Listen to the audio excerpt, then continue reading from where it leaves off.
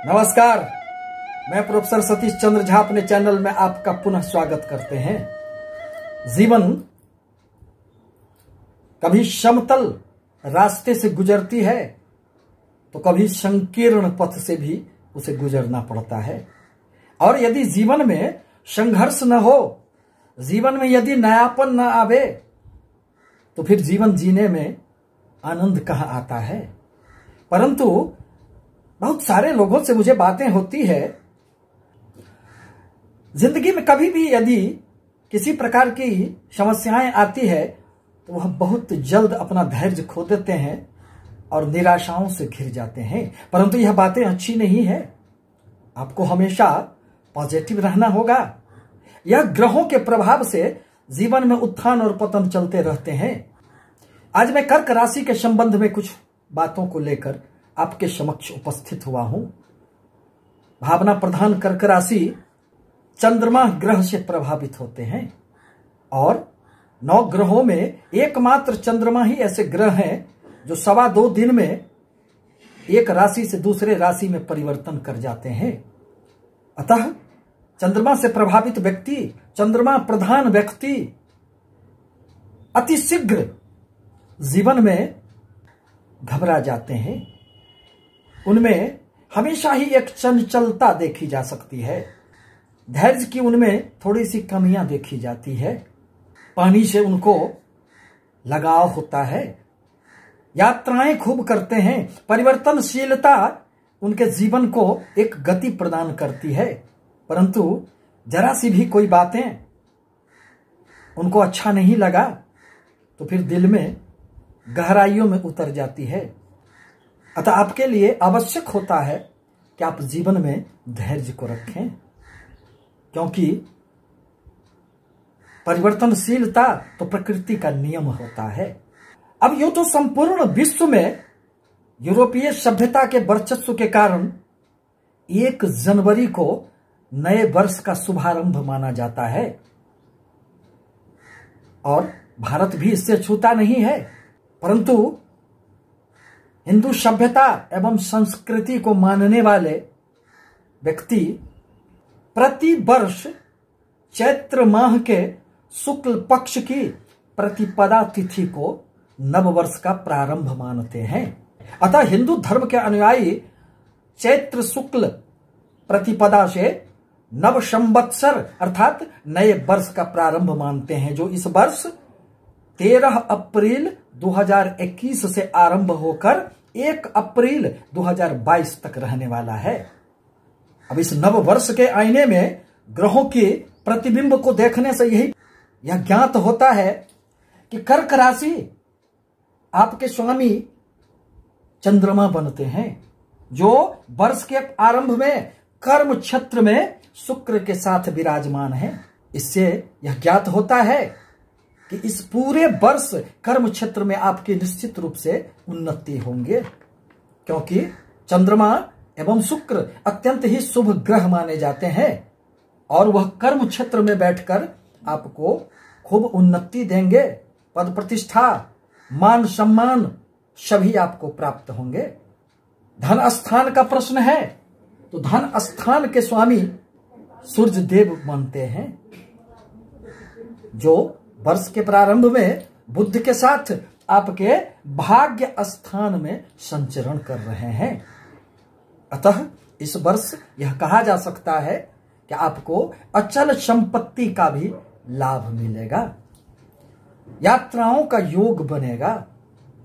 धार्मिक स्थलों की खूब यात्राएं होगी और कुटुंबों के साथ नजदीकियां बढ़ेगी। उनसे भी आपको निश्चित रूप से जीवन में उन्नति के मार्ग मिलेंगे।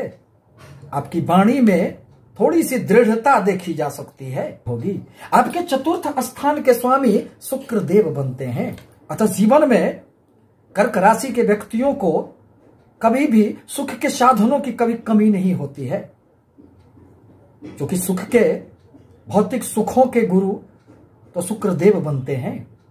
अतः वर्ष के प्रारंभ में शुक्रदेव चंद्रमा के साथ आपके 10वें स्थान में बैठकर उनकी 7वीं दृष्टि आपके चतुर्थ स्थान पर पड़ रहे हैं। अतः इस वर्ष माता, भूमि, भवन, वाहन का सुख आपको मिलेगा। आपके मन में शनि के प्रभाववश जो एक समस्याएं उत्पन्न हो जाती है, जो थोड़ी भ्रांतियां उत्पन्न हो जाती है, क्रोध की अधिकता आ जाती है, धैर्य की कमी आ जाती है, वह निश्चित रूप से शुक्र की कृपा से इस वर्ष उसमें कमियां आएगी और मन में शांति का भाव जागृत होगा।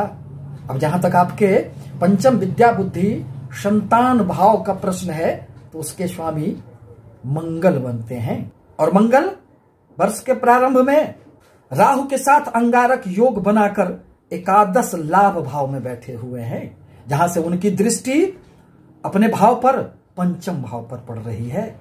अतः विद्या बुद्धि संतान के क्षेत्र में भी आपको निश्चित रूप से सफलताएं प्राप्त होगी। संतानों के किसी भी प्रकार के अवरोध समाप्त होंगे। यदि आप छात्र हैं, शिक्षा अर्जन करना चाहते हैं, तो थोड़ी सी मन में एक भटकाव तो रहेगी, क्योंकि वहां केतु बैठे हुए हैं। परिणामतः कभी कभी निर्णय लेने में केतु के कारण आपको परेशानियां उत्पन्न हो सकती है। प्रेम संबंधों में भी एक भटकाव देखा जा सकता है, क्योंकि आपको केतु के प्रभाव से निर्णय क्षमता में कमियां आएगी। तह केतु के मंत्रों का जाप करना आपके लिए आवश्यक होगा। अब जहां तक आपके सप्तम दाम्पत्य जीवन स्थान का प्रश्न है, तो उसके स्वामी शनिदेव बनते हैं, जो आपके स्वगृही मकर राशि में शनिदेव विराजमान है और इस वर्ष पूरे वर्ष वह आपके सप्तम भाव में ही रहेंगे। परिणामतः आपके लिए शनिदेव शश नाम का राजयोग बना रहे हैं। अतः यदि आप राजनीति के क्षेत्र से जुड़े हुए हैं, यदि सामाजिक क्षेत्र से जुड़े हुए हैं, तो आपको निश्चित रूप से इसमें सफलताएं प्राप्त होगी। व्यापार में भी आपको खूब उन्नति होंगे और उसमें भी आपको लाभ की संभावनाएं निश्चित रूप से बनेंगे। परंतु शनि की दृष्टि आपके राशि पर पड़ने के कारण थोड़ी बहुत जीवन में इस अवधि में रुकावट भी देखी जा सकती है। अतः ध्यान रखना आपके लिए नितांत आवश्यक होगा। अष्टम भाव में गुरु संचरण कर रहे हैं, जो इस पूरे वर्ष भर सितंबर तक यहीं रहेंगे। उसके बाद पुनः आपके सप्तम भाव में मकर राशि में लौट आएंगे। अष्टम भाव में गुरु की बहुत अच्छी स्थिति नहीं मानी जाती है। ज्ञान के प्रति आप में एक आकर्षण देखा जा सकता है। गुप्त ज्ञान के तरफ आपका रुझान बढ़ेगा। यदि आप रिसर्च के क्षेत्र में हैं, यदि किसी भी प्रकार के अनुसंधान क्षेत्र से आप जुड़े हुए हैं, तो उसमें तो सफलताएं प्राप्त होगी। परंतु स्वास्थ्य पर ध्यान रखना आपके लिए इस अवधि में आवश्यक होगा।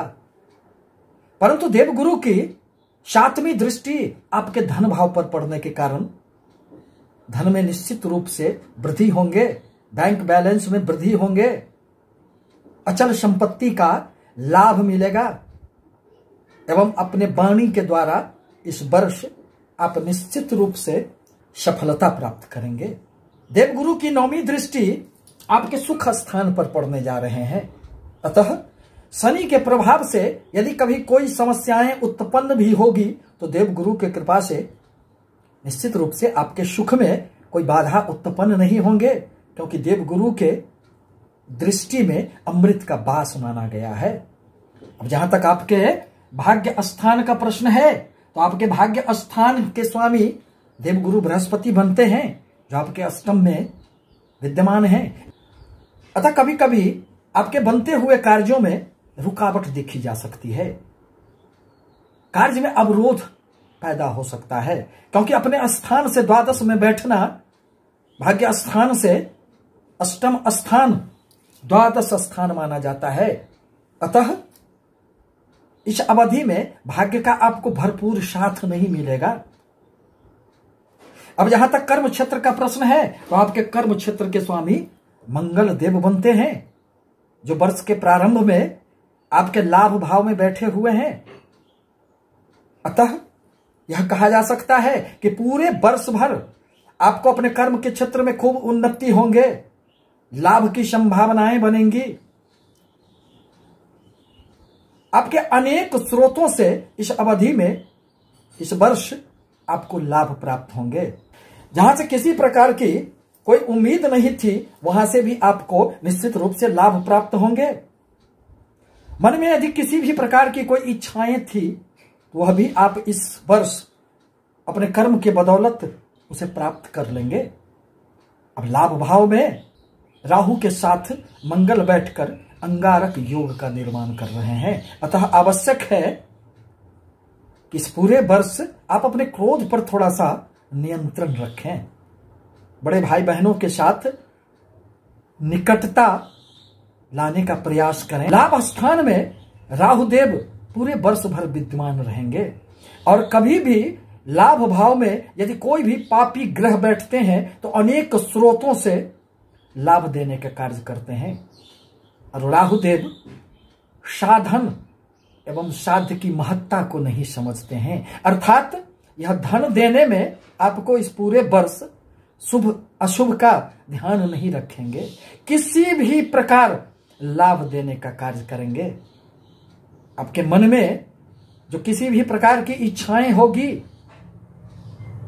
उसको पूर्ण करने का कार्य राहुदेव करेंगे, क्योंकि मन में पाने की लालसा ही राहु है।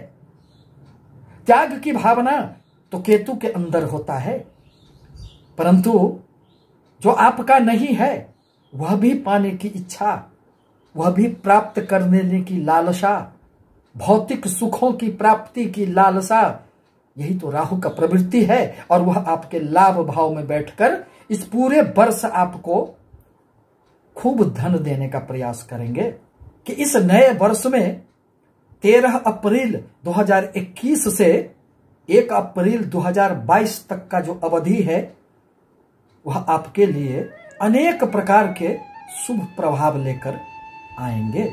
आपसे निवेदन है कि हमारे चैनल को लाइक करें, सब्सक्राइब करें, ताकि मैं अपने विचारों से आपको अवगत कराता रहूं। धन्यवाद।